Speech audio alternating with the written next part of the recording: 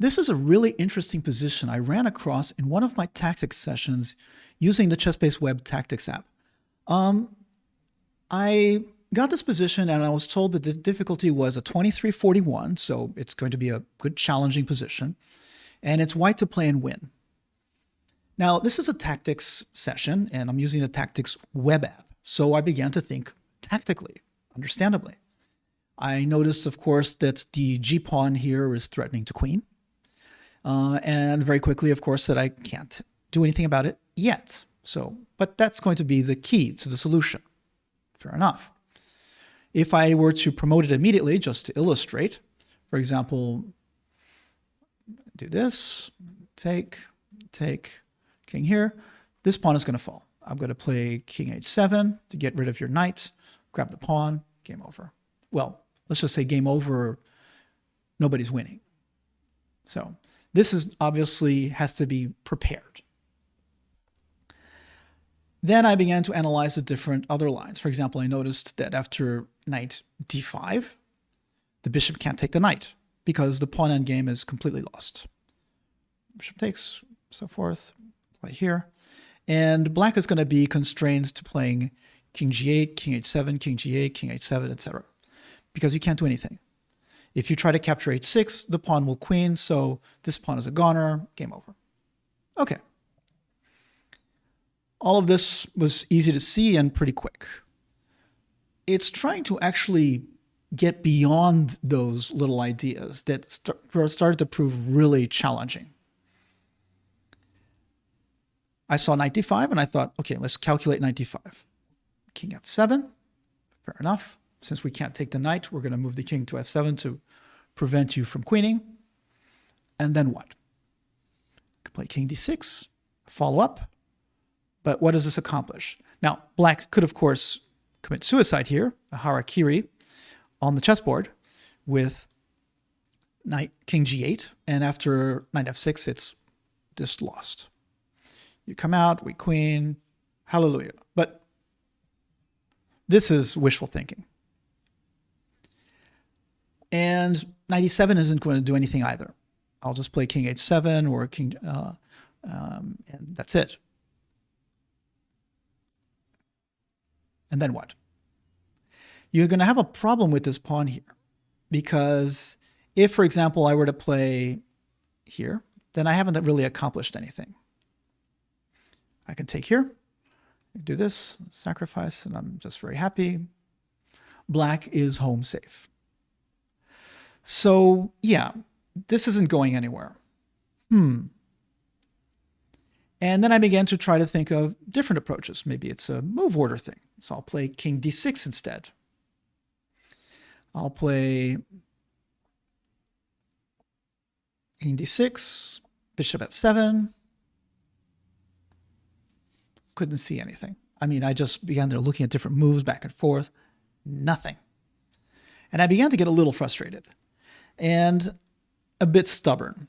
You see, I had failed the previous position, which was rated 2500 with some really bizarre long solution. Failed in that, no problem.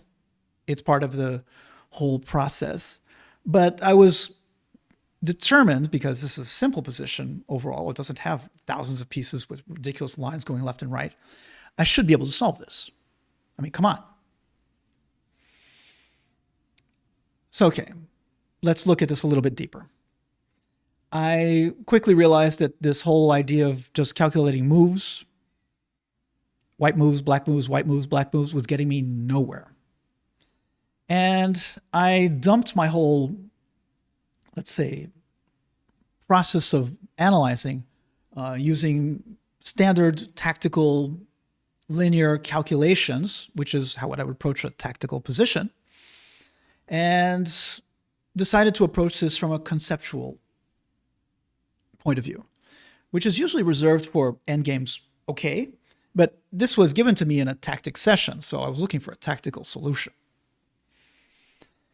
And try to see, okay, well, what do I know about this position? What do we know? Well, we already know that we can't move g8 immediately.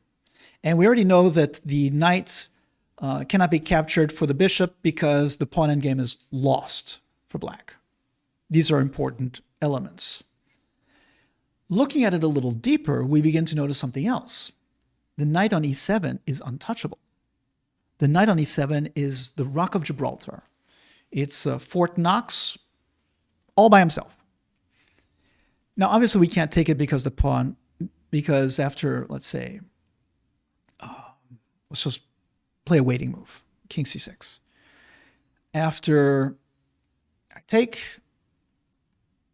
one of those white pawns is going to become a queen. Fine. But it goes deeper than that. For example, if I were to protect it, let's say with a convoluted series of lines, I still can't touch it. Because even with the bishop there, h7, game over. So none of this is helping. But knowing that that knight is untouchable is very useful information. And this turns out to be kind of the key to part of the solution. I then began to analyze, okay, well, if my king can't get across directly, here, there's no way through, then maybe I have to get around. Okay? Unfortunately, you soon realize that this is not going to work. Because the minute your king comes to h5, you're checkmate, all by yourself. It's ironic, but it's true. Consider this. We'll play, let's move this back, and we'll play instead, we'll go around. King here.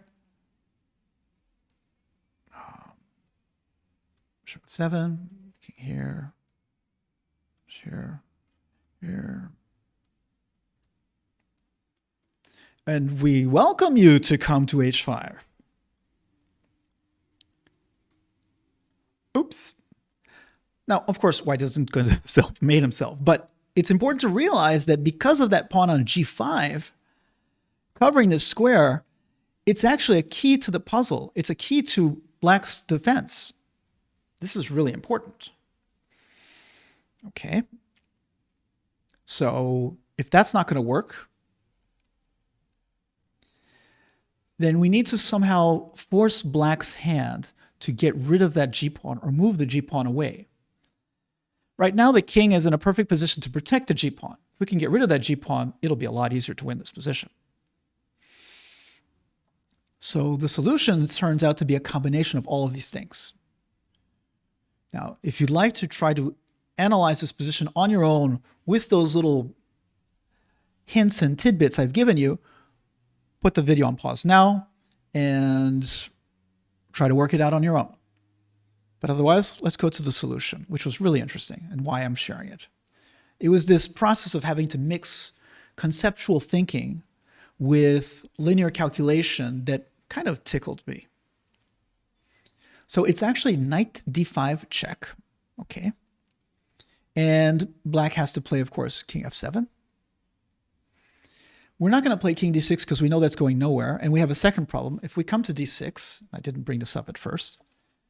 If we come to d6, that g-pawn is going to start running, and our king is no longer in the square. That's a problem. So instead, we're going to play king d4, staying in the square. And black has two different ways of proceeding here.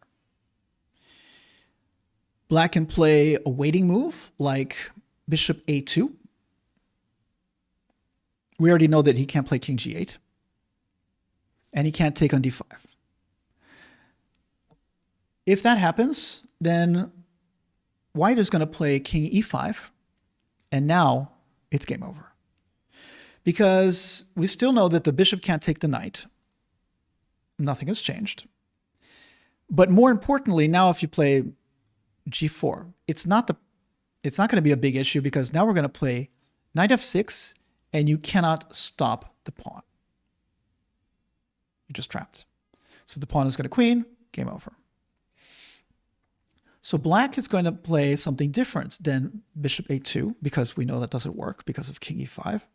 Black is going to play instead the only move he has at his disposal.